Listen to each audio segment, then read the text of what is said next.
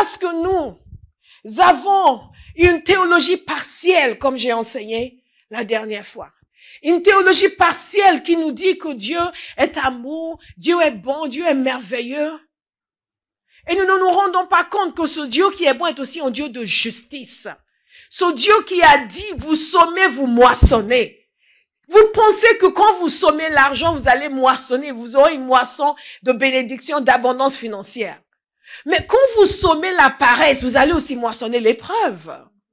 Quand vous sommez la méchanceté, vous allez aussi moissonner la méchanceté. C'est la loi que Dieu a établie. Il ne va pas y déroger pour vous. Quand vous sommez la parole, vous allez moissonner la révélation. Quand vous sommez la médisance, vous allez moissonner la méchanceté, la médisance et la stérilité.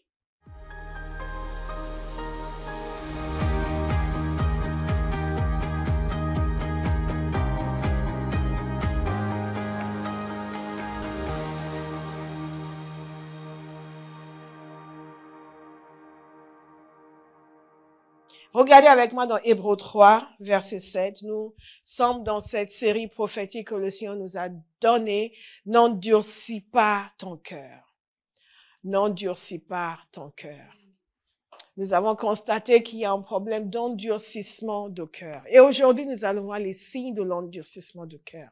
Je sais que je vous avais promis qu'on allait voir les dangers, mais je me suis rendu compte qu'il y avait les signes. Et que les signes n'étaient pas exactement les mêmes que ce qui y conduit. Je les avais un peu mis ensemble. Ça se chevauche un petit peu. Mais je voudrais que nous puissions voir l'histoire de Saül ce matin. Que nous voyions son endurcissement de cœur. Et comment cela s'est manifesté dans sa vie. Il est important pour nous de saisir quand Dieu nous parle et ne pas penser que nous ne sommes pas concernés. L'autre jour, j'ai trouvé très intéressant parce que quelqu'un est venu me dire, ah oui, je me suis sentie concernée surtout. Bon, à part ça, mais même là, je vais prier parce que on sait jamais. Peut-être que je suis concernée. Je dis amen, il faut prier parce que peut-être qu'on est concerné. Hébreux 3, verset 7. C'est pourquoi, comme le dit le Saint-Esprit, aujourd'hui, si vous entendez sa voix, n'endurcissez pas votre cœur, comme lors de la révolte, comme le jour de la tentation dans le désert. Là, vos ancêtres m'ont provoqué, ils m'ont mis à l'épreuve, et ils m'ont vu agir pendant 40 ans. C'est pourquoi j'ai été irrité contre cette génération et j'ai dit, ils ont toujours un cœur qui s'égare. Ils n'ont pas connu mes voies.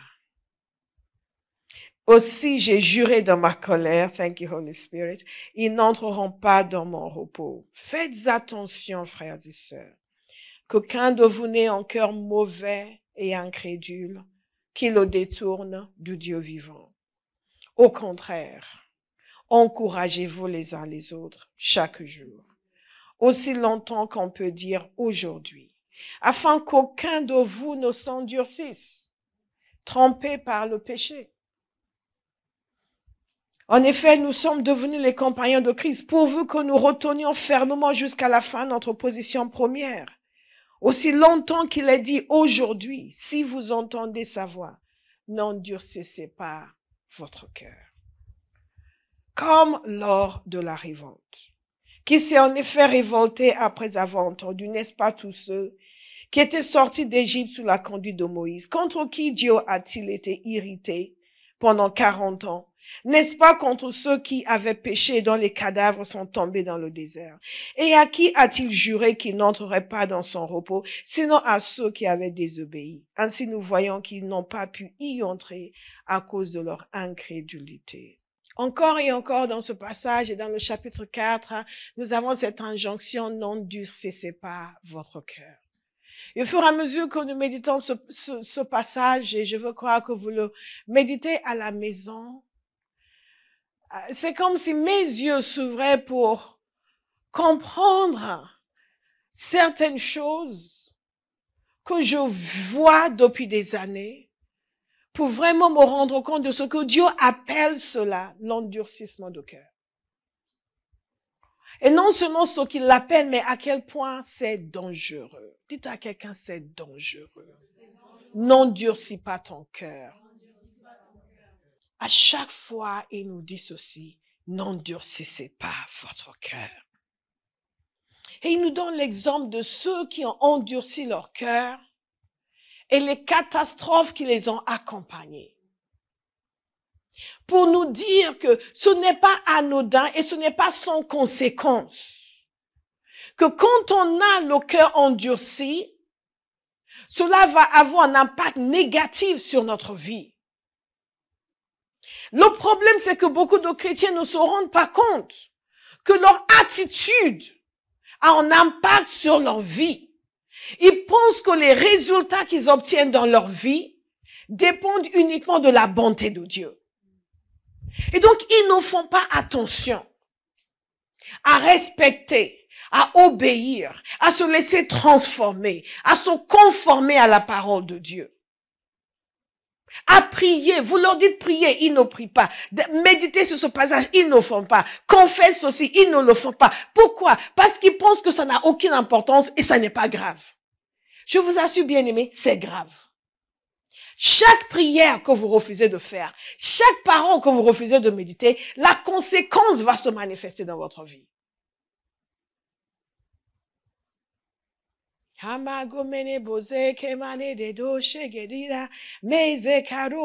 ne sais pas pourquoi nous avons autant de mal à le comprendre. Parce que nous élevons les enfants et nous leur apprenons que si tu mets ta main sur le feu, tu vas brûler. Si quand tu vas en cours, au lieu d'écouter le prof, tu es sur ton téléphone, sur Internet, il y aura des conséquences à l'examen. Mais nous pensons que nous pouvons venir au culte, écouter vaguement le message, continuer dans nos vies et qu'il n'y aura pas de conséquences. La vie est un examen. La vie est un examen, on continue. Ça, c'est un examen où on ne peut pas dire, ça y est, j'ai mon diplôme, c'est fini. Jamais. Chaque jour, vous êtes testé. Chaque jour, vous êtes face à une épreuve. Chaque jour, on vous appelle à montrer qui vous êtes, ce que vous avez. Qu'est-ce que vous pesez? La vie vous teste chaque jour, vous demande chaque conversation, chaque réaction négative vis-à-vis de vous. C'est une épreuve que vous devez passer, où vous devez manifester le degré de consécration qui est en vous, le degré d'intimité avec Dieu qui est en vous, le degré de parole qui est en vous, chaque jour. Et pourquoi les gens sont constamment dans des situations compliquées? Parce qu'ils ne se rendent pas compte qu'ils ne font rien pour réussir à l'examen de la vie. Donc, quand on vous dit méditez ce passage, vous pensez que c'est facultatif. Ce n'est pas facultatif. C'est déjà indiqué que vous avez reçu ce composant qui devrait vous conduire à tel résultat. Donc, telle épreuve peut maintenant venir dans votre vie parce que vous avez reçu de quoi faire pour gérer cette épreuve. L'épreuve viendra quand même. Que vous ayez fait le nécessaire pour vous y préparer ou pas. La parole que vous auriez dû méditer, que vous n'avez pas médité, sera testée dans votre vie. Et si par endurcissement de cœur, par rébellion, vous avez choisi de ne pas répondre et de ne pas réagir, le test viendra quand même. Et le problème, c'est pour cela que nous avons des longues files de gens qui ont besoin de conseils. On continue parce qu'ils ne font qu'échouer aux épreuves de la vie à cause de l'endurcissement du cœur. Et donc ces gens ont échoué lamentablement parce qu'ils ont endurci leur cœur et le jugement est tombé sur eux. Et parce que nous avons une théologie partielle, comme j'ai enseigné la dernière fois. Une théologie partielle qui nous dit que Dieu est amour, Dieu est bon, Dieu est merveilleux. Et nous ne nous rendons pas compte que ce Dieu qui est bon est aussi un Dieu de justice.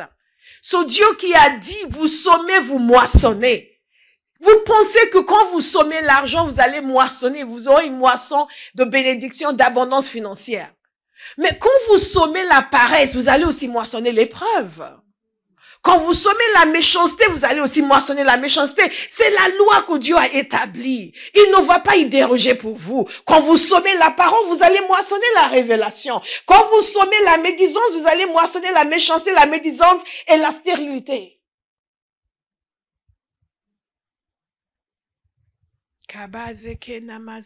Donc ces gens avaient une théologie partielle Ils sont sortis de l'Égypte et pour eux, Dieu va les emmener tout de suite, immédiatement dans la terre promise, mettre tout en place pour eux. Tout doit être merveilleux, tout doit être parfait. Et quand ça ne s'est pas passé comme ça, ils ont commencé à se plaindre.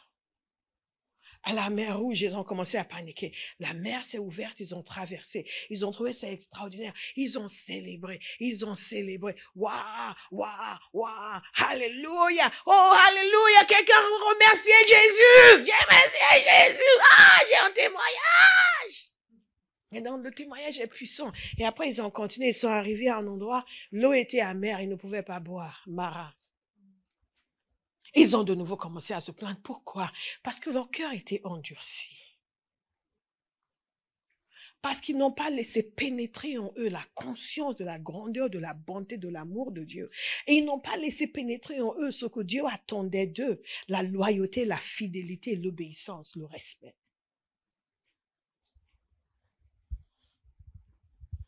Et donc, vous connaissez l'histoire. Et nous nous rendons compte ici que Dieu appelle chaque homme non seulement à répondre à son appel initial, mais à continuer, dit continuer. Continuer à marcher dans ses voies. Continuer à marcher dans ses voies. Continuer. Les gens pensent que le salut est gratuit, le salut est cheap. Le salut n'est pas cheap. Cela a coûté la vie de Jésus. Mais, et maintenant que nous sommes sauvés, ça va vous coûter votre vie. Ça va vous coûter votre vie. Vous ne vous appartenez plus à vous-même, vous appartenez à Dieu. Donc, notre premier devoir envers lui, c'est l'obéissance. Quels sont les signes d'un cœur endurci? J'ai plusieurs signes à vous donner, mais d'abord, je vous invite à regarder avec moi dans 1 Samuel, chapitre 10. Vous connaissez l'histoire de Saül. Saül était quelqu'un qui n'était rien, comme nous tous. Nous n'étions rien. La parole de Dieu nous dit, nous qui étions des gens du dehors, nous qui n'avions pas droit de cité en Israël, nous qui n'étions pas un peuple, nous sommes devenus des gens de la maison de Dieu. Il n'était rien, c'était juste un Israélite parmi tant d'autres. Et quand le peuple a demandé un roi, Dieu l'a choisi. Dieu l'a choisi. Pourquoi j'aime tellement parler de la rédemption? Parce que si on ne comprend pas la rédemption, si on n'est pas profondément touché par la rédemption, on va vivre une vie déréglée. Et on va dire où est le problème. On va avoir un cœur endurci. On va avoir le cœur facilement endurci. Et regardez Saül, il n'avait rien pour se recommander. Il n'était rien. Et Dieu, dans sa bonté, l'a choisi. Et au début, quand Samuel commençait à parler sur lui, il a dit, mais qui suis-je? Ma tribu est la plus petite, il venait de la tribu de Benjamin. Donc vous comprenez pourquoi il se sentait tout petit. Déjà, lui n'était rien, sa tribu n'était rien. Et donc, il ne comprenait pas que Dieu ait pu le choisir. J'insiste sur cela parce que je veux que vous compreniez comment on peut endurcir son cœur. Comment tout le monde peut avoir le cœur endurci.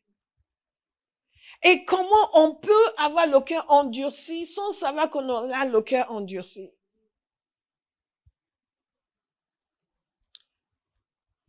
Parce que c'est un peu comme nous, n'est-ce pas? Nous sommes perdus, non, Jésus vient nous sauver, on est là, waouh, waouh. On arrive à l'église, on trouve que tout est merveilleux. Tout le monde est merveilleux, Pasteur Bola, c'est un ange du ciel. On la voit dans nos rêves toutes les nuits qui prie pour nous. Ah, Pasteur Bola, je vous suivrai jusqu'à la fin du monde. Oh, la sœur qui chante. Ah, c'est merveilleux. Oh, équipe vidéo, merci beaucoup pour tout le travail que vous faites pour nous. Ça, c'est au début, comme Saül. Oh. Toujours le premier arrivé. Oh, c'est trop merveilleux. Tout est merveilleux. Les messages sont merveilleux. Qu'on passe pas, j'ai pas envie qu'elle s'arrête. Les livres, oh, tu en parles à tout le monde, tout le monde, tout le monde, tout le monde. Tous ceux qui me connaissent, ils savent qu'il s'est passé quelque chose dans ma vie. Ça, c'est ça a eu le début. Je ne sais même pas comment Dieu a fait pour me toucher. Moi. Frères et sœurs. À dimanche. Ça a eu le début. Il n'avait rien pour le recommander. Elle a été choisie. En plus, il n'était pas parti adorer. Il était parti. Qui sait ce qu'il était parti faire? Chercher les années de son oncle. De son oncle, son père. Son père. Il était allé chercher les années. Et regardez, et au bout d'un moment, ils n'ont pas trouvé. Et au bout d'un moment, il était question de retourner.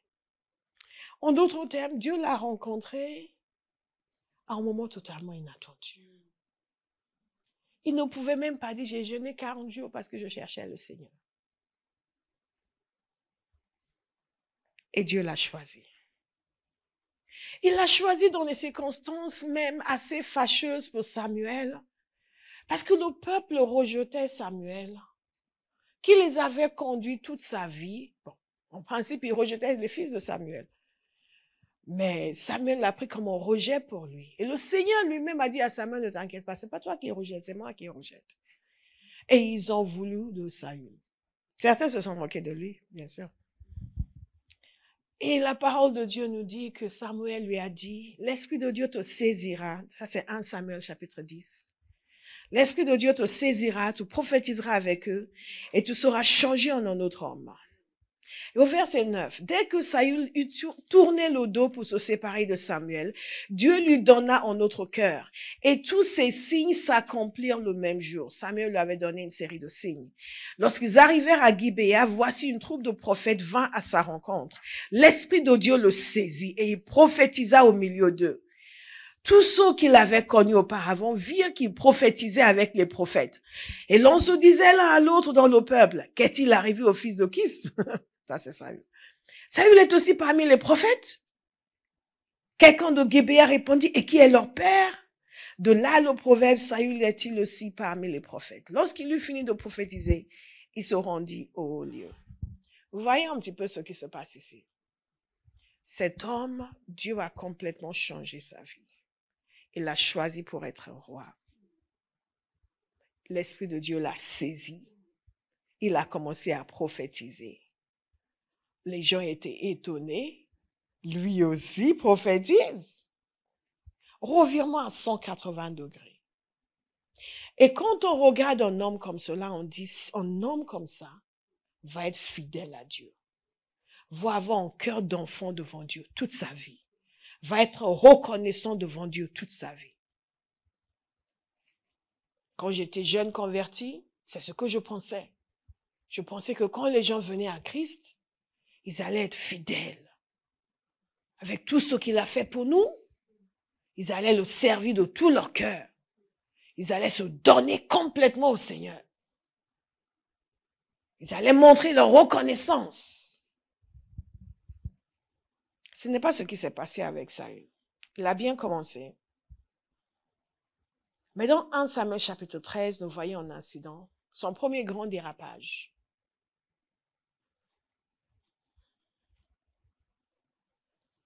Où il était face aux Philistins qui s'étaient rassemblés pour combattre. Ils avaient 1000 chars et 6000 cavaliers. Beaucoup de monde. Et ils ont campé face à lui. Et les hommes d'Israël n'étaient pas si nombreux que ça. Et il attendait Samuel. Samuel qui lui avait dit de l'attendre et qui venait pour offrir le sacrifice. Pourquoi? Déjà du temps de Samuel, Dieu avait montré sa puissance. Ils ont réussi à battre les Philistins. Et pendant tout le temps où Samuel était juge, ils ont eu la paix. À cause de la prouesse militaire de Samuel, non. À cause de la puissance de Dieu qui agissait. Dites puissance de Dieu. À cause de la puissance de Dieu. Et Dieu voulait que même en ayant un roi, que ce soit toujours sa puissance qui agissait en faveur du peuple. Et que ce ne soit pas la prouesse militaire. Parce que si vous comptez uniquement sur vos capacités, un jour ou l'autre, vous serez découragé. Si vous comptez uniquement sur vos capacités, un jour ou l'autre, vous serez face à une situation qui semble vous dépasser. Ou vous serez confronté à des gens qui ont 20 000 fois plus de choses que vous. Et vous êtes en lice avec eux. Qu'est-ce que vous allez faire? Et cette nation était une théocratie. Que ce soit un prophète, que ce soit un roi, c'est Dieu qui gagne les victoires. Et c'est la même chose dans nos vies. Et c'est parce que nous ne le savons pas que nous ne prions pas. Parce que nous pensons que c'est grâce à nos capacités que nous allons y arriver. Ou certains pensent qu'ils n'ont pas les capacités, donc ils ne vont pas y arriver. Alors que Dieu a déjà dit ce qu'il allait faire. Donc regardez ce qui se passe ici. Saül donc, il attend Samuel, que Samuel vienne offrir le sacrifice. Mais Dieu, c'est très clair. Les rôles sont clairs. Aujourd'hui, nous sommes tous sacrificateurs. Mais à l'époque, non. Il y a le sacrificateur, le prophète, il y a le roi. Le roi n'est pas habilité à offrir des sacrifices. Donc Saül attendait que Samuel vienne. Il a attendu 7 jours, Samuel n'est pas venu. Il a attendu 7 jours selon le terme fixé par Samuel, mais Samuel n'arrivait pas à Gilgal. Et le peuple se dispersait loin de Saül. Alors Saül dit, amenez-moi l'holocauste et les sacrifices d'action de grâce. Et il offrit l'holocauste. Comme il achevait d'offrir l'holocauste, voici Samuel arriva. Et Saül sortit au-devant de lui pour le saluer. Samuel dit, qu'as-tu fait? Saül répondit, écoutez attentivement la réponse de Saül. Vous voyez le processus d'endurcissement de cœur. Vous voyez comment les gens commencent à se laisser endurcir. Et comment les gens justifient leur désobéissance et leur rébellion. Il dit ceci, lorsque j'ai vu que le peuple se dispersait loin de moi, que tu n'arrivais pas au terme fixé, et que les Philistins étaient assemblés à Michmash, je me suis dit, les Philistins vont descendre contre moi à Gilgal. Et je n'ai pas imploré l'Éternel. C'est alors que je me suis fait violence et que j'ai offert l'Holocauste. On dirait un chrétien. Le nombre de fois on entend ça. Je me suis fait violence, je voulais pas le faire, mais j'avais pas le choix. Mais vous comprenez, pasteur? J'étais coincé. J'avais prié. Vous aviez prophétisé, mais c'est rien passé. J'avais pas le choix. Samuel dit à Saül, tu as agi en insensé. Tu n'as pas observé le commandement que l'Éternel, ton Dieu, t'avait donné. L'Éternel aurait affermi pour toujours ton règne sur Israël. Et maintenant, ton règne ne durera point. L'Éternel s'est choisi un homme selon son cœur et l'Éternel l'a destiné à être le chef de son peuple parce que tu n'as pas observé ce que l'Éternel t'avait commandé. Bien-aimé, la désobéissance a des conséquences. La négligence a des conséquences. Regardez le processus d'endurcissement. Je prie que quelqu'un puisse se reconnaître. Au tout début, Saül a attendu. Il a attendu. Mais progressivement, la pression a commencé à monter. Il a violé l'ordre divin. Il a été désobéissant. Il a choisi ce que lui pensait l'arranger. Parce que comme nous avons dit la dernière fois, il ne pensait qu'à ses intérêts. Il ne pensait pas vraiment aux intérêts de Dieu. Parce que la parole de Dieu nous dit que ces hommes commençaient à le quitter. Les gens de son armée commençaient à partir. Donc il a dit, vite, je vais offrir l'Holocauste, qu'il n'avait pas le droit d'offrir. Pour garder les gens avec lui. L'honneur du Seigneur n'était pas important pour lui. Et regardez ce qu'il dit par la suite. Quand Samuel vient, il n'y a pas de repentance. Ah, c'est le signe d'un cœur endurci. No repentance. L'auto-justification. Quand vous êtes confronté sur une situation et tout de suite, vous vous justifiez, le cœur est endurci. Non, mais c'est pas de ma faute. Qu'est-ce qu'il lui dit? En fait, il est en train de lui dire, la situation est compliquée. Les gens sont des traîtres, ils ont commencé à m'abandonner. Toi, tu es négligent, tu n'es pas venu quand tu devais venir. Les Philistins sont des méchants, ils ont commencé à s'avancer contre moi. Je suis la victime. Et j'avais besoin de l'aide de Dieu. Vous ne m'avez pas laissé le choix. Tout est de votre faute. D'abord le peuple qui commençait à m'abandonner. Ensuite, toi qui n'as pas tenu parole. Les Philistins qui étaient là contre moi. Et moi, pauvre de moi, tout ce que je voulais, c'était servir Dieu, service au peuple. Je me suis retrouvé tout seul. Je n'avais pas le choix. J'étais là, je suis la victime. Et j'ai besoin que Dieu me vienne en aide. Donc, qu'est-ce qu'on me reproche? Combien de fois est-ce que vous vous êtes posé cette question? Vous avez dit ça. Mais j'ai rien fait. Mais c'est pas de ma faute. Mais j'avais pas le choix. Mais qu'est-ce que j'allais faire alors? Reconnaissons que ce n'était pas bon, mais j'avais pas le choix. Mais puisque c'était comme ça.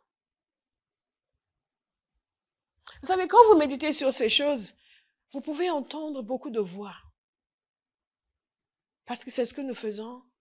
C'est ce que nous faisons en continu. Les gens vont faire des choses terribles. Vous leur dites, oui, mais qu'est-ce que j'allais faire? Dites endurcissement de cœur. Quelles que soient les circonstances, si votre cœur n'est pas brisé pour quelque chose de mauvais que vous avez fait, ce cœur-là est déjà endurci. Si vous trouvez une raison pour justifier, si vous trouvez une explication, si vous trouvez que vous n'aviez pas le choix, si vous trouvez que ça passe quand même, et pourquoi on vous casse les pieds? Et pourquoi on insiste tellement? Et pourquoi on en parle tout le temps? Quand quelqu'un veut, non, on n'en parle plus, on n'en parle plus. Ça, c'est un cœur endurci. Quand le cœur est vraiment repentant, à chaque fois que c'est évoqué, la personne sera la première à dire, oui, tout à fait, c'est exactement ça. C'est exactement ça.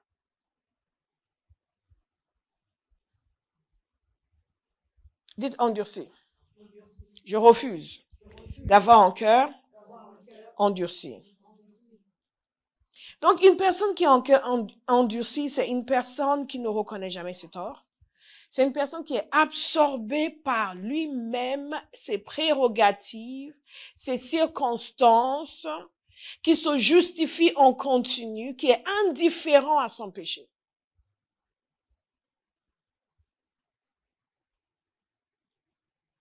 Oui, je sais, mais quand même.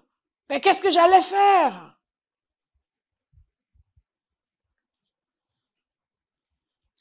Mais nous sommes en train de regarder son processus. Il ne s'est pas arrêté là.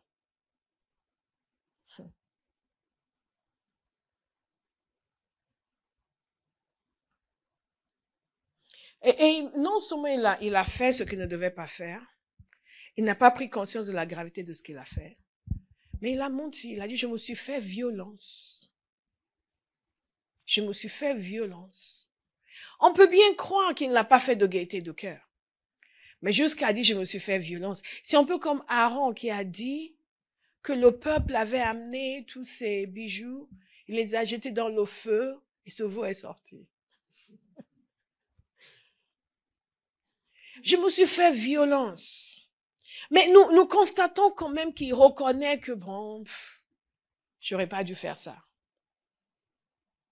Même s'il se justifie, j'aurais pas dû faire ça. Mais son cas va s'aggraver. Bien aimé, il n'y a rien de pire que de ne pas être corrigé par Dieu.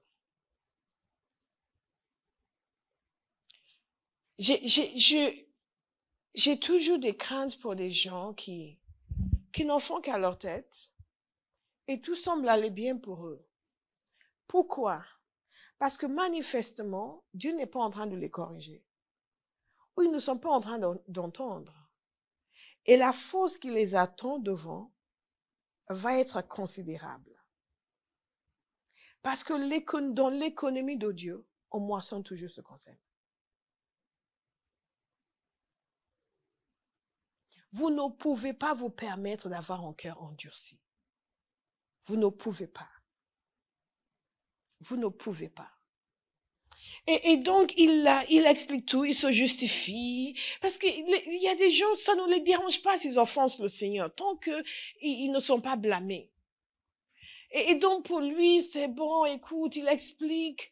Et il explique à Samuel et Samuel lui fait ces déclarations terribles. Mais vous allez constater qu'après, rien n'a changé pour Saül. Parce que le couperet n'est pas tombé tout de suite. Donc, quelque part, je pense qu'il a dû oublier. Il a continué sur sa propre voie. Il a continué sur sa propre voie. Et c'est une des raisons pour lesquelles j'exhorte toujours les gens à ne jamais imiter les gens qui ne font pas la volonté de Dieu. Ce n'est pas parce que tout semble aller bien pour eux aujourd'hui que tout va continuer à aller bien pour eux.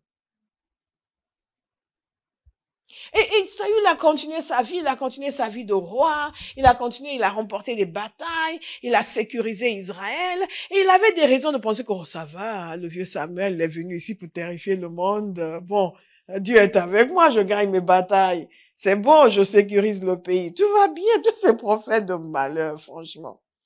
Je ne suis pas dans sa tête, mais je peux très bien imaginer que quand Samuel a exprimé un tel déplaisir, peut-être qu'il attendait que quelque chose tombe sur lui, sa maison brûle, et non, et rien ne s'est passé. Rien, absolument rien. Il a continué sa vie. Il a continué sa vie.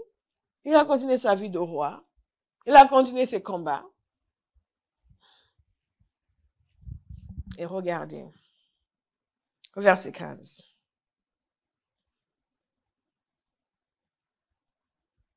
Une des choses qui se passe, c'est que lorsque les gens au tout début font quelque chose contre la volonté de Dieu et que rien ne leur arrive, sauf peut-être un serviteur de Dieu qui les reprend, ils vont écouter un petit peu et après ils vont courir, oh écoute, oh tous ces pasteurs, sont plus sanctifiés que Jésus. Et ils continuent leur vie, on a même l'impression qu'ils prospèrent et le cœur s'endurcit. Parce que la sentence du péché ne s'est pas manifestée immédiatement. Nous avons lu ce passage la semaine dernière. Donc leur cœur s'endurcit. Ils prennent de l'assurance dans l'iniquité. Ils prennent de l'assurance dans la rébellion. Ils prennent de l'assurance dans la désobéissance. Ils prennent de l'assurance. Ils deviennent arrogants, encore plus arrogants qu'avant. C'est ce qui est arrivé à Saül. Le problème, c'est qu'il y a un jour, la semaine prochaine, par la grâce de Dieu, nous parlerons des dangers. Nous allons voir ce qui est arrivé à lui. Il y a quelqu'un d'autre qui lui ressemble. Et au verset 15, au chapitre 15, si je me souviens bien, je n'ai pas la référence, Samuel va le voir de nouveau et il lui donne une mission. Et cette mission correspond à Deutéronome 25, du verset 17 au verset 19, une parole que Moïse avait prononcée concernant Amalek. N'oubliez pas que dans cette dispensation où le peuple de Dieu était en train d'être préparé, établi dans le pays, préparé pour que par eux, que Dieu puisse fonder ce peuple à travers lequel il allait s'exprimer sur la terre et faire venir le Messie.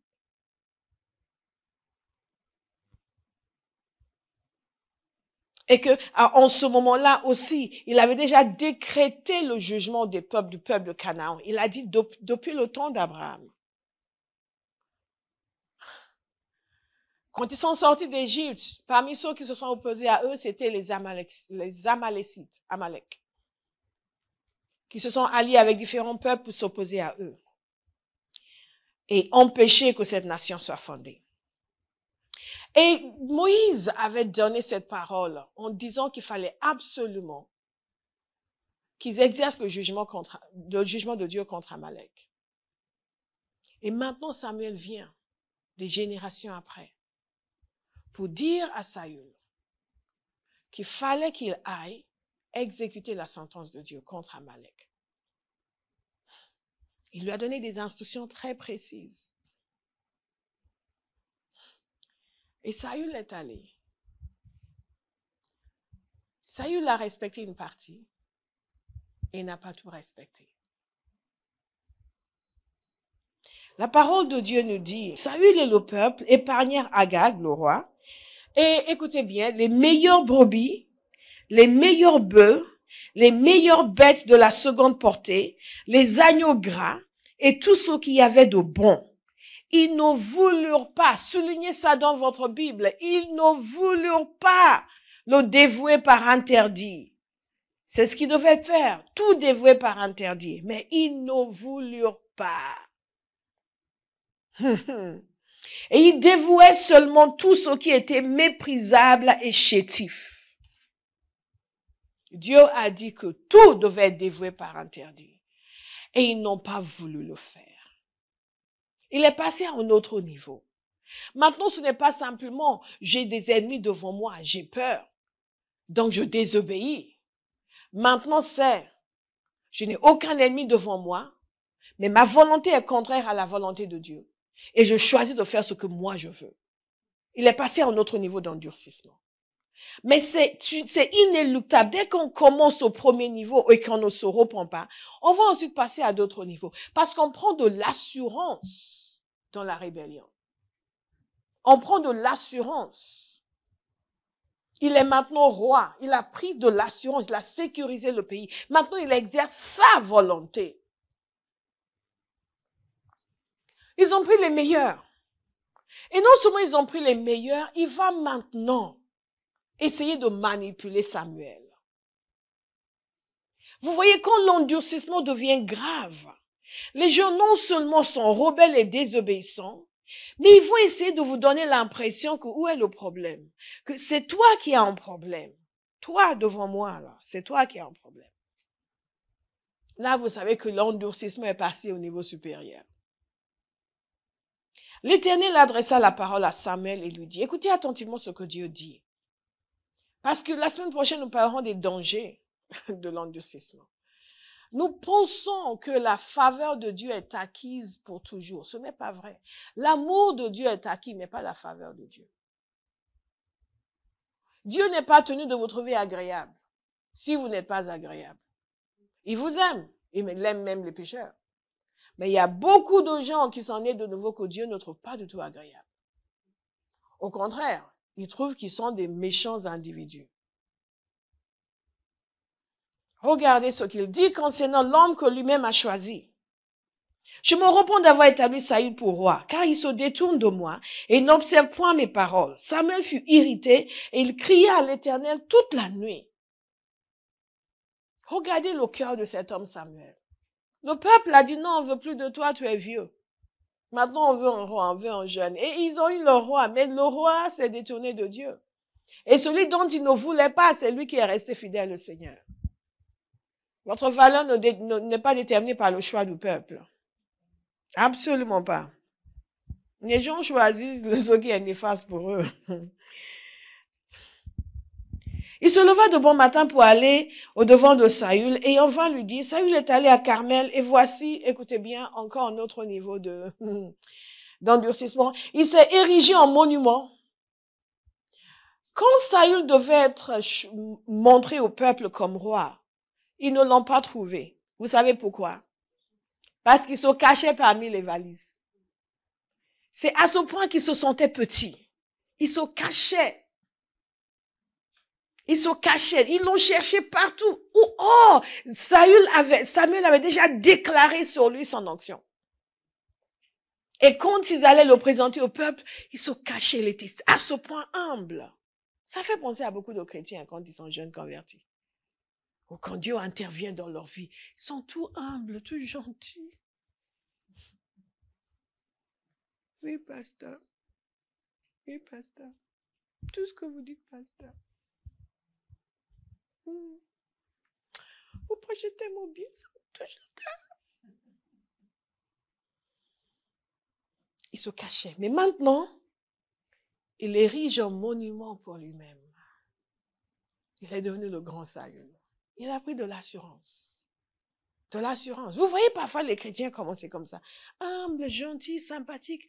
Et au fil du temps, ils prennent de l'assurance.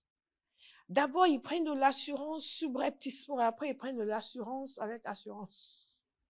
Vous les voyez, vous savez que ça, c'est la colonne numéro 2. On n'y touche pas. Ça, c'est la colonne numéro 2 qui décide de tout. Pasteur parle, il parle. Pasteur parle, il parle. Et il estime que s'il n'a pas encore validé, rien n'est validé ici. God is a good God. Écoutez attentivement. Il s'est érigé en monument, puis il s'en est retourné et passant plus loin, il est descendu à Gilgal. Samuel se rendit auprès de Saül et Saül lui dit, regardez Saül, cet homme est extraordinaire. C'est un bon chrétien. Saül dit, sois béni de l'Éternel. J'ai observé la parole de l'Éternel.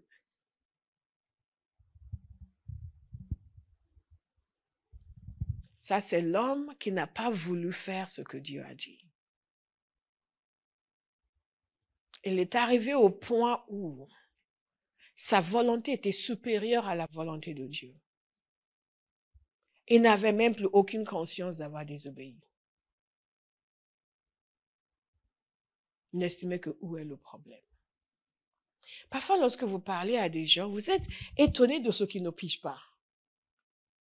What part of thou shalt not commit adultery do you not understand? Comment on dit en anglais? Qu'est-ce qu'il y a de si compliqué? Et il n'est pas, aïe, Saül est là, il va voir que, Samuel est là, il va voir que je n'ai pas respecté. Non. Il va devant Samuel. Quelle assurance. Et il bénit Samuel. Celui qui doit être béni par Samuel. Il bénit Samuel, il dit, j'ai fait tout. J'ai tout fait. Et qu'est-ce que Samuel lui répond? Samuel lui dit, qu'est-ce donc ce bêlement de brebis qui parvient à mes oreilles? Et ce mugissement de bœuf que j'entends? Saül répondit, oh, ils les ont emmenés de chez les Amalécites parce que le peuple, c'est le peuple, c'est pas lui. Le peuple a épargné les meilleures brebis et les meilleurs bœufs afin de les sacrifier à l'Éternel ton Dieu. Donc, où est ton problème? C'est pour le Seigneur. Si vous savez toute la désobéissance qui se fait au nom du Seigneur, toute la rébellion qui se fait au nom du Seigneur, toute la destruction qui se fait au nom du Seigneur, tous les péchés qui se commettent au nom du Seigneur, les cœurs endurcis. On se permet de faire comme on veut sans respecter l'autorité parce que c'est pour le Seigneur. Après tout, c'est pour le Seigneur. Non, tout n'est pas acceptable devant le Seigneur. Tout n'est pas acceptable. Et le Seigneur est devenu notre chose. Nous faisons comme nous voulons pour lui. Sans respecter ses principes, sans respecter ses lois, sans respecter ses commandements. C'est nous qui décidons comment faire pour lui.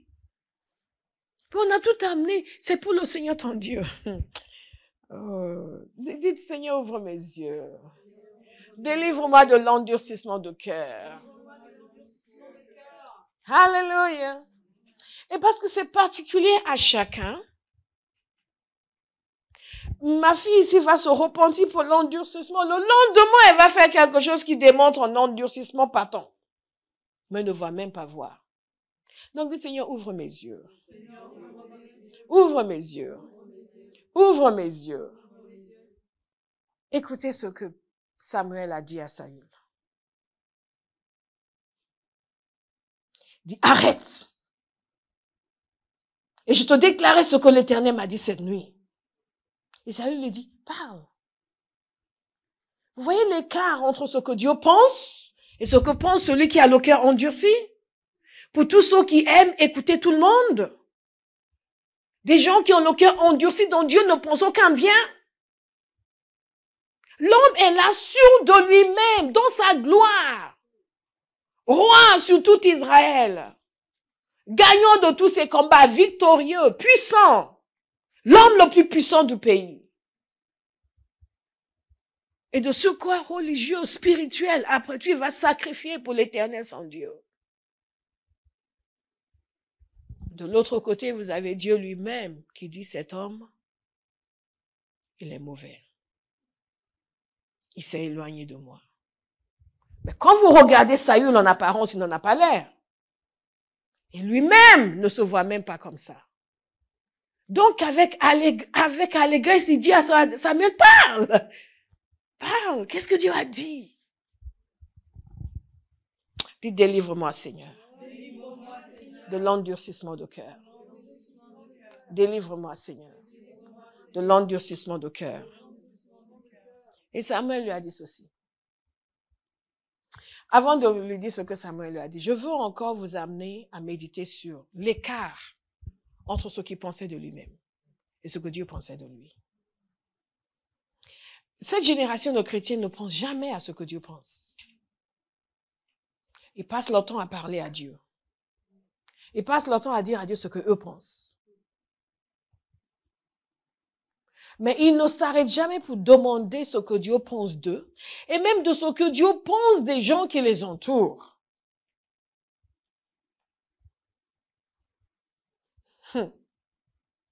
Kema zokoba sekata. Likamano bobo seka. Je ne parle pas de ceux qui cherchent, qui attaquent et crucifient tout le monde. Ce n'est vraiment pas de ça. Mais quand vous allez laisser quelqu'un influencer votre vie, il faut que vous sachiez ce que Dieu pense de la personne.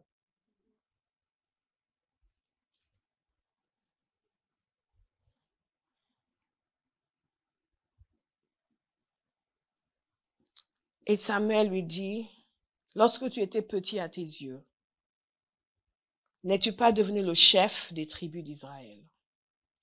Et l'Éternel n'en t'a-t-il pas oint pour que tu sois roi sur Israël? Vous vous souvenez quand il était petit à ses yeux? Quand il se cachait même, il ne voulait pas être mis en avant. Et maintenant, il érige un monument. L'Éternel t'avait fait partir en disant, va et dévoue par interdit ces pécheurs.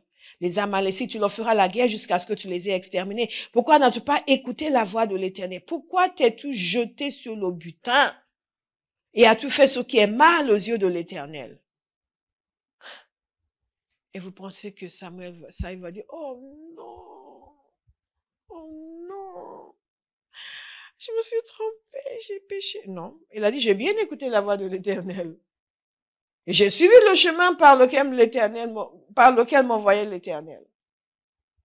Vous vous rendez compte? Petit endurcissement. En préparant ce message, j'ai eu à voir beaucoup de choses et à me rendre compte que certains individus que j'ai pu connaître, leur vrai problème, c'était l'endurcissement de cœur. Il y a un moment où les gens deviennent impénétrables à la sagesse, impénétrables à la parole de Dieu. Vous avez l'impression que vous êtes face à un mur, à une pierre, que rien ne pénètre.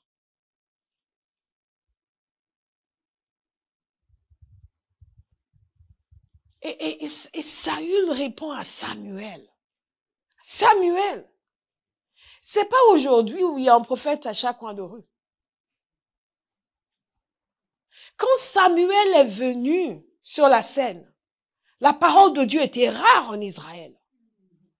Les prêtres étaient corrompus. Dieu a choisi ce petit garçon. Il a fait de lui le grand prophète d'Israël.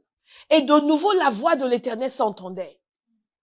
Et Saül, tellement endurci, qu'il contredit Samuel. Il le contredit. Et moi, je dis, mais attends, il était ivre. C'était la voix de Dieu dans la nation, la voix de Dieu pour le peuple. Celui qui toute sa vie a dirigé Israël avec droiture, impeccable. Il ne devait même pas oser dire le contraire. Si Samuel disait, tu as mal fait, d'accord, j'ai mal fait. Non, il dit, non, j'ai écouté. J'ai écouté. Moi, j'aurais bien aimé regarder, voir le visage de Samuel quand Saül le contredisait. Et what? Et celui qui vient lui dit, voici ce que dit l'Éternel. Il cet homme avec le cœur endurci se permet de répondre, j'ai bien écouté et j'ai suivi.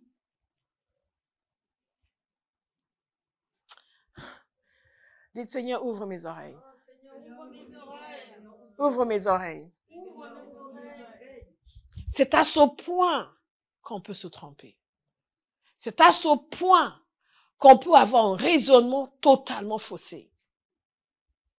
totalement erronées, totalement contraires à ce que Dieu pense. Et se défendre. Non seulement se défendre, mais insister. Et emmener d'autres personnes dans la rébellion. Parce que Saül était roi. Il a emmené le peuple dans la rébellion. Au lieu d'arriver là, tu voici les instructions que nous avons, on ne touche à rien. Ils n'ont pas voulu obéir. Donc il les a conduits tous, ils ont amenez-les. Oui, on va dévouer ça à l'Éternel. Comme si Dieu était un idiot. Ils ne savaient pas qu'ils ont pris ça parce qu'ils ne voulaient pas s'en débarrasser. Est-ce que vous comprenez ce que je suis en train de vous dire? Nous pouvons nous mentir à nous-mêmes. On ne peut pas mentir au Seigneur. Vous pouvez mentir à votre ami, à vos camarades, etc. Mais le seul qui est juge de tout, c'est Dieu. Votre vie n'est pas déterminée par l'opinion d'un tel ou d'un tel. Si vous mettez tous vos amis ensemble et que tout le monde vous dit, mais bien sûr que tu as raison, comment ils t'ont parlé comme ça? Mais parce que les gens aiment, ils aiment s'entourer de gens qui les valident dans leurs bêtises. Ils aiment s'entourer des gens qui leur disent, oui, mais enfin, comment ça on t'a repris pour ça? Mais c'est pas normal. Mais ton patron, comment ça t'as fait ceci? Mais comment ça? Mais non. Parce qu'il y a des gens aussi qui sont envoyés par Satan pour couler leurs amis. Au lieu de leur dire la vérité. Ils vont toujours aller dans leur sens. Parce que c'est ce que ça veut dire l'amitié. Non, ça c'est la haine. Si vous avez quelqu'un qui vous valide pour tout ce que vous faites, fuyez-le, ce n'est pas un ami. C'est quelqu'un qui veut votre faveur. Donc, il va toujours aborder dans votre sens. Jusqu'à ce que vous tombez dans la fosse. Ah, elle est dans la fosse. Moi, je ne veux pas les gens qui vivent dans la fosse. Je vais chercher un autre ami. Il a entraîné le peuple avec lui. C'est dangereux quand on a le cœur endurci. Parce que dans cet endurcissement, on va influencer d'autres personnes. Et on va les emmener avec nous. On va les emmener dans notre sillage. Non seulement on est coupable pour nous-mêmes, on est coupable pour eux aussi. Et il ose contredire Samuel. Vous savez, quand vous pensez à ça, vous dites, mais comment est-ce qu'on arrive là?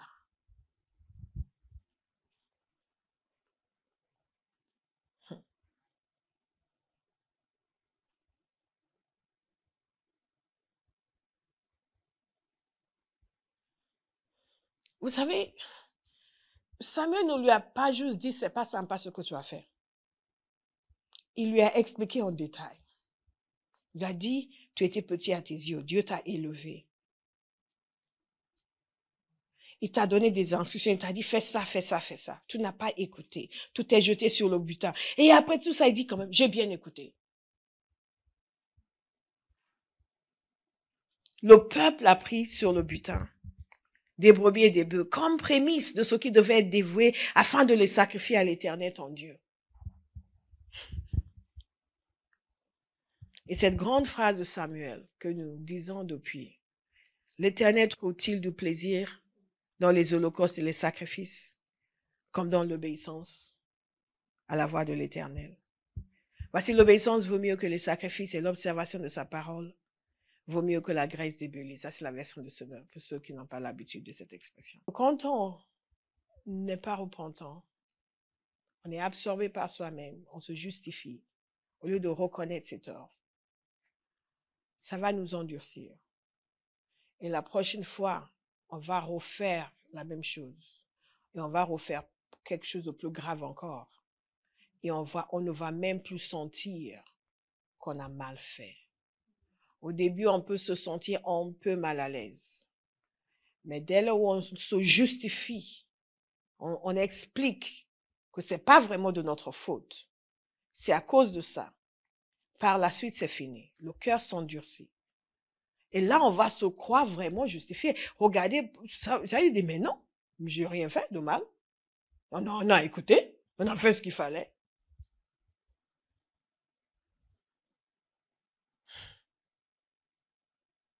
Après, qu'est-ce qui se passe? Là, ce sont les autres. Nous, c'est magnifique. On est absorbé par soi-même. On se justifie. La deuxième chose, on devient indifférent. On est indifférent. Comment est-ce que vous voyez quelqu'un dont le cœur est endurci? Voyez un chrétien qui est indifférent au plan de Dieu. On veut gagner des âmes, faire des drogues, tout ça, tous ces gens qui disent qu'ils veulent gagner des âmes. Ça, c'est quelqu'un qui a le cœur endurci. Si ce pour lequel Jésus est venu mourir ne vous fait pas vibrer, votre cœur est déjà endurci. Votre cœur est déjà endurci. Ou l'endurcissement initial n'a pas été enlevé, ou ça s'est endurci au fil du temps, des déceptions, de toutes ces choses que nous avons vues la semaine dernière. Indifférence à l'objectif de Dieu. Les gens arrivent dans une église, tout ce qui les intéresse, c'est que eux soient à l'aise, eux soient confortables, qu'on fasse les choses à leur manière. Ils sont d'accord avec rien, ils critiquent tout. Vous avez réunion le matin, pourquoi? Vous avez réunion l'après-midi, mais pourquoi? Vous avez réunion le soir, mais c'est trop. Ça, c'est des gens qui ont un cœur endurci. Parce qu'ils ne s'intéressent absolument pas à la vision de l'œuvre, absolument pas à ce que Dieu veut faire dans cette maison. Tout ce qui les intéresse, c'est eux.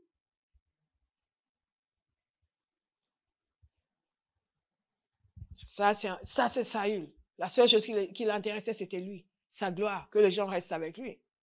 Qui viole la loi de Dieu, où est le problème? Il voit les brebis, on va pas tuer tout ça, on va les ramener. La seule chose qui l'intéressait, c'était lui, c'était son intérêt. Totalement indifférent au but de Dieu. Et il a laissé Agag. Et c'est sûr qu'il n'a pas exécuté pleinement ce qui lui a été dit de faire. Parce que vous allez voir plus tard, qui avait, du temps d'Esther, qui avait planifié l'extermination du peuple juif? Amon.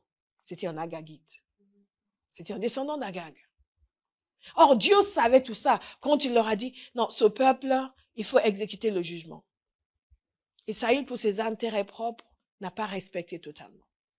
Et plus tard, il y a eu un Amon qui a failli complètement anéantir le peuple.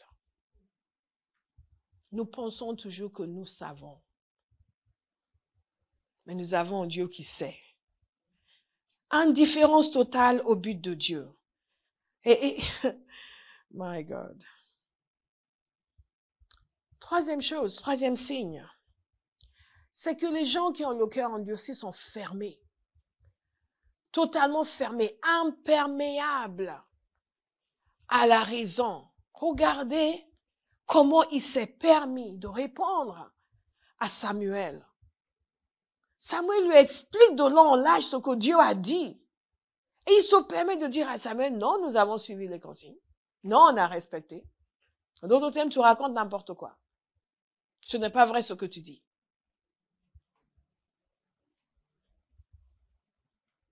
Les yeux totalement fermés. C'est ce que Jésus a dit à ses disciples. Vous vous rappelez, dans Marc 8, 17, quand il a dit, vous avez des yeux, vous ne voyez pas. Vous avez des oreilles, vous n'entendez pas. Bien aimé, il y a beaucoup de choses que nous ne voyons pas.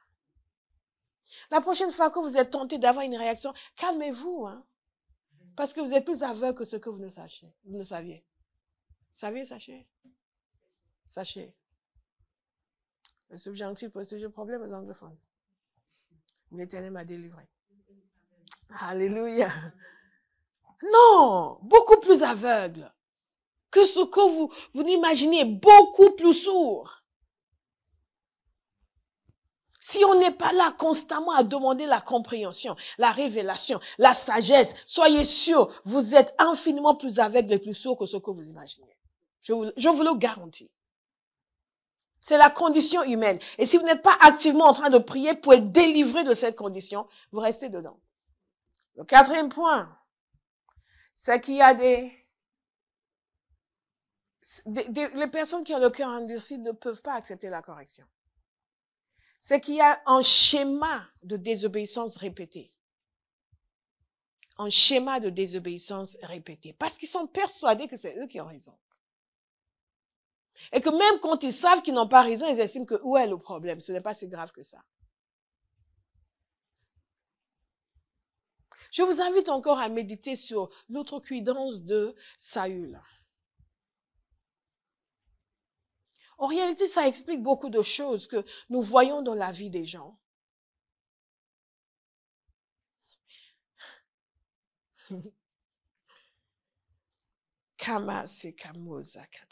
Les gens, parfois, ils vous répondent d'une certaine manière. Vous savez, il s'est passé quelque chose de pas très clean dans leur cœur.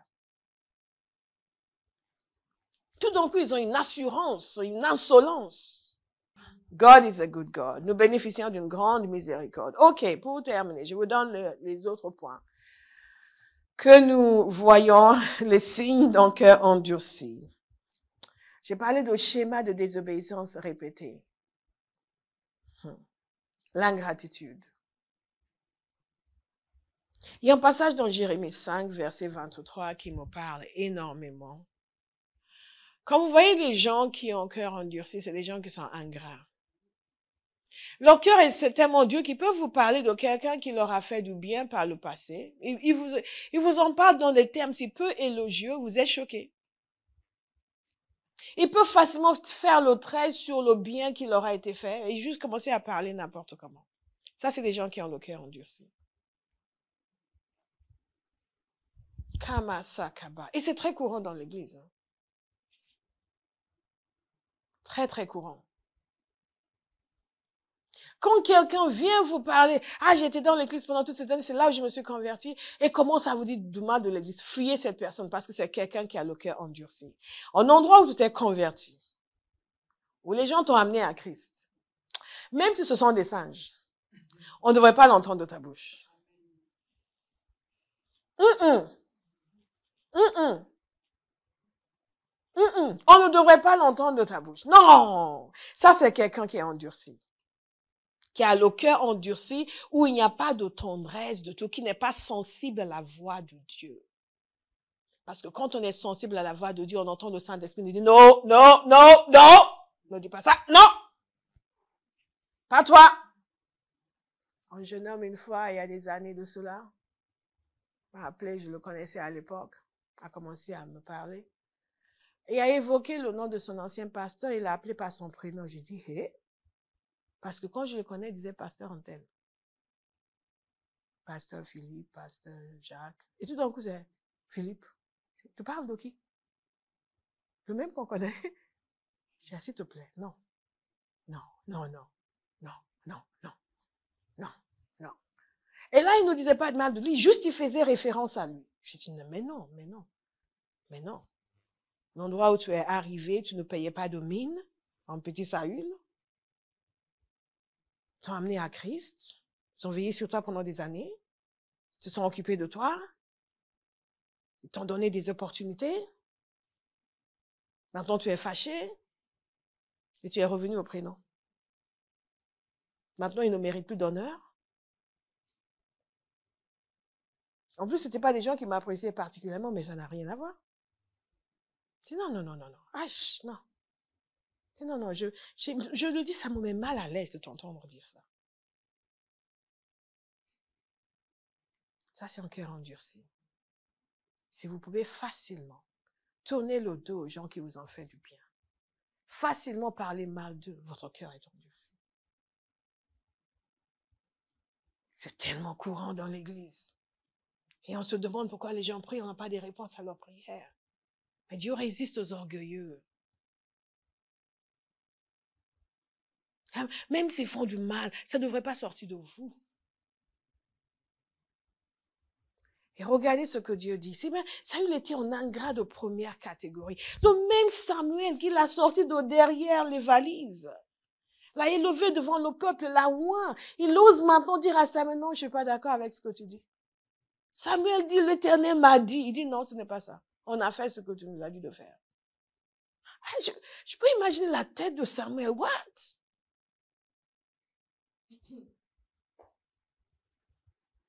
J'ai vu un frère agresser un serviteur de Dieu. J'étais choquée. Il y a de longues années. Quand il est arrivé dans cette église-là, il était tellement humble. Humble. Tellement, ah oui, pasteur. Et parce qu'ils lui ont fait de la place. Et non seulement ils lui ont fait de la place, il s'est ligué d'amitié, je suppose, avec des gens qui sont médisants. C'est quand les gens sont médisants, ils deviennent irrespectueux. Et je l'ai vu agresser le serviteur, j'étais là, hey. Pourtant, moi, je n'étais pas quelqu'un de particulièrement, je ne sais pas, mais ça m'a choqué. Il était petit à ses propres yeux avant. Et en peu de temps, il a commencé à s'y croire.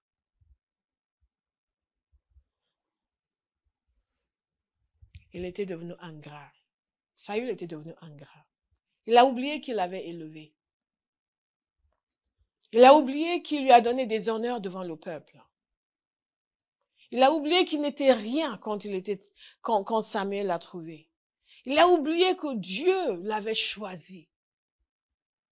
Nous étions perdus dans le monde. Il nous a choisis. Et maintenant, son œuvre est pénible pour nous. On nous demande trop parce qu'on nous dit de faire ceci. On nous demande trop parce qu'on nous dit de faire cela. Mais quand on était perdu dans le monde, que notre vie était une catastrophe et un désastre, on ne savait pas où on allait, si on montait, si on descendait, on était bien content que les gens prient pour nous, que les gens nous portent. On était là, Jésus est bon, Jésus est bon. Mais après, maintenant, pour nous donner pour le service, c'est trop. Le cœur est devenu endurci. Nous n'avons plus de gratitude dans le cœur. Et maintenant, nous osons parler mal de ceux qui nous ont bénis. Nous avons l'audace de parler mal de ceux qui nous ont secourus. Ah, que Dieu me garde d'une telle infamie. Que Dieu me garde d'une telle infamie.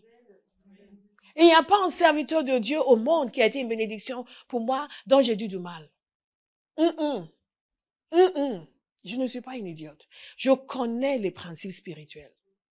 On ne mord pas les doigts qui nous ont nourris. C'est ce que Saül a fait ici. Et son cœur est devenu endurci et il est devenu ingrat. Il a oublié qu'il avait sorti de derrière les valises. Maintenant qu'il a sécurisé sa place. Il a oublié que c'est l'Éternel qui l'avait appelé. Et que l'Éternel pouvait aussi le désappeler. Aucun d'entre nous n'est puissant. Aucun d'entre nous n'est rien. Si Dieu fait ça, nous sommes finis. Je vous ai parlé de la vision que le Seigneur m'avait donnée au Brésil. Si j'avais de l'orgueil, ça m'a calmé. J'ai vu à quel point ma vie dépendait de son bon vouloir. S'il bougeait ne serait-ce qu'un doigt, j'étais anéantie. Je n'ai jamais, avant ça, eu une expérience si poignante. Et ça ne m'a jamais quittée. Dites à quelqu'un, tu n'es pas si extraordinaire que ça, donc calme-toi. Soumets-toi à Dieu. Et soumets-toi à ton autorité. Et ferme ta bouche. Sauf pour louer. Regardez ce que Dieu dit ici dans Jérémie 5. Le peuple a un cœur rebelle et désobéissant. Sous l'ancienne alliance, on voyait cela. Est-ce qu'on a besoin de voir ça encore dans la nouvelle alliance?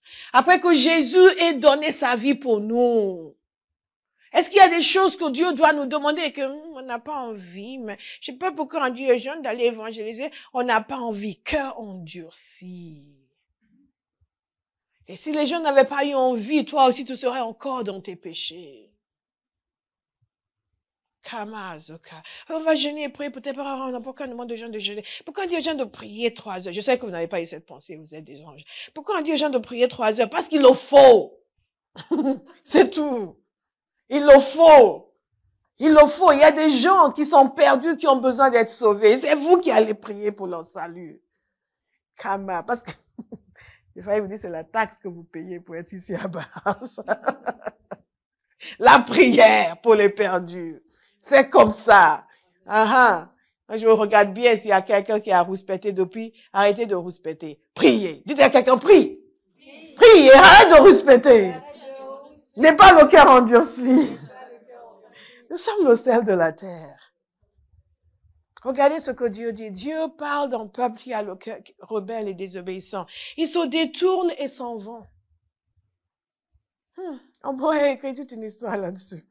Ça, c'est une prédication. That will preach.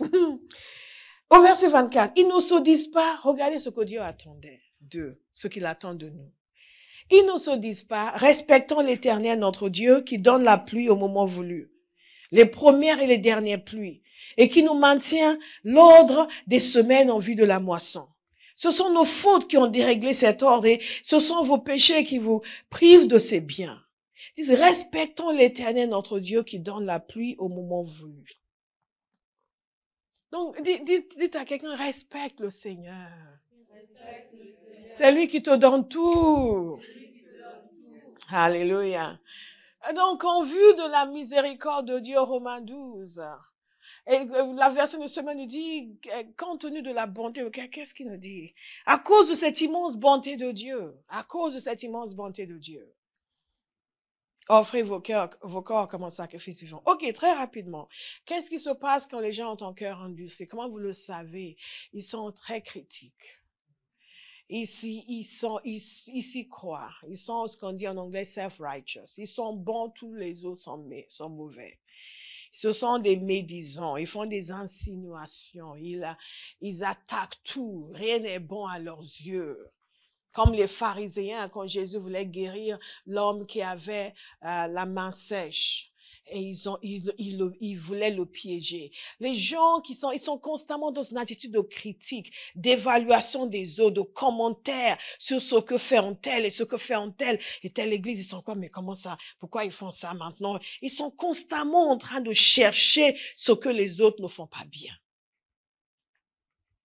Ils vont assister à un culte, ils vont écouter et ils vont faire une remarque. Oui, c'était pas mal. Mais à un moment donné, le pasteur a dit ça, Donc, tout en une semaine et demie, en 1 heure et demie, tu n'as entendu que quelque chose de négatif.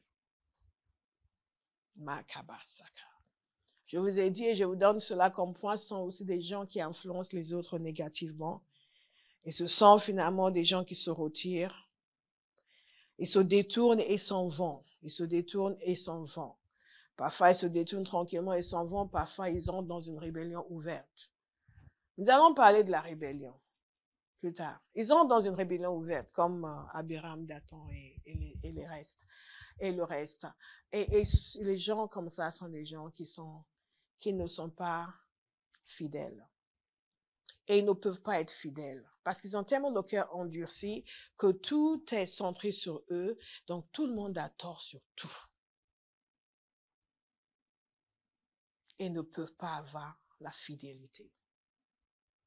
Les gens qui ont le cœur endurci sont des gens amers, sont des gens instables, sont des gens qui ne sont pas fiables.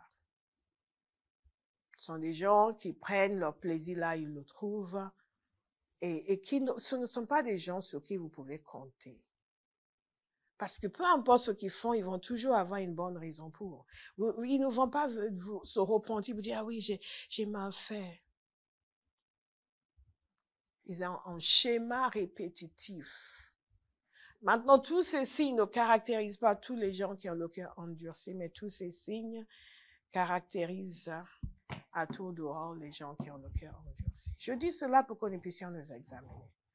Puisque le Seigneur nous a donné ce thème, c'est parce que nous étions concernés. C'est pour ça que j'ai posé la question. Je ne l'ai pas concordée. J'étais aussi étonnée que vous. Et j'ai commencé à méditer longuement dessus et j'ai compris qu'effectivement, nous étions concernés. Que certains des symptômes que nous avons manifestés peuvent se diagnostiquer facilement par l'endurcissement de cœur. Donc, quand nous avons des gens qui sont un peu concernés, je suis un peu étonné. Il y a des faits qui ne se sentent qu'un peu concernés. Mais qui a manié, tout, tu te sens un peu concerné? Pas du tout.